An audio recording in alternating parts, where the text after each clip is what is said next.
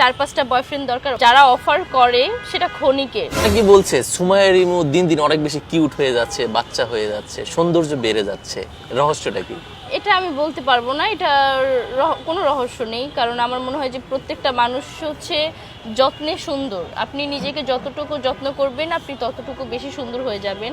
আর আমি তো কখনোই নিজেকে সুন্দরী মনে করি না, বাট নিজেকে যত্ন করি। এবার বাকিটা আমার দর্শকরাই বলতে পারবে। আচ্ছা, রূপচর্চার পিছনে সুমাইয়া রিমু মাসে কত লক্ষ টাকা খরচ করে? লক্ষ টাকা?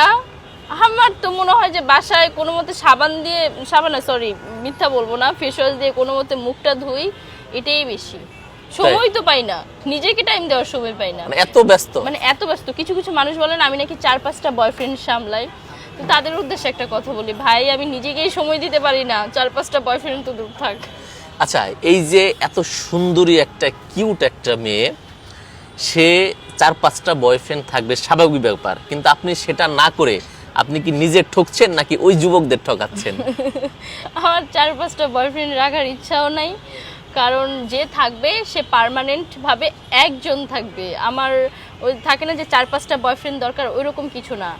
যে আমার থাকবে সেটা শুধুই আমার, সে কারো দিকে তাকাতে পারবে না, আমিও কারো দিকে তাকাবো না, দুইজন লয়াল হয়ে যাব, লয়াল হয়ে সুন্দরভাবে একটা রিলেশনশিপ নিয়ে যাব।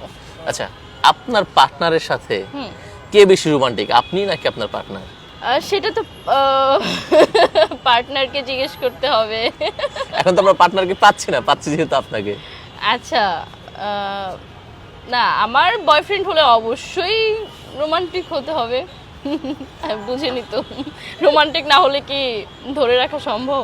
আচ্ছা, এই মুহূর্তে যদি বলি সুমাইয়াকে কেউ প্রেমের প্রস্তাব দিবে এবং সুমাইয়া কোন কাজটি করলে বা কোন উপায়ে তাকে প্রেমের প্রস্তাব দিলে সে রাজি হবে? আমি রাজি হব না। আমার কথা হচ্ছে যে দেখেন, এই যুগে তো ভালো ছেলে পাওয়া পসিবল না। যদিও সেটা পেয়ে যাই, সেটা হচ্ছে সাত কপালের ভাগ্য বলে যে সেটাকে।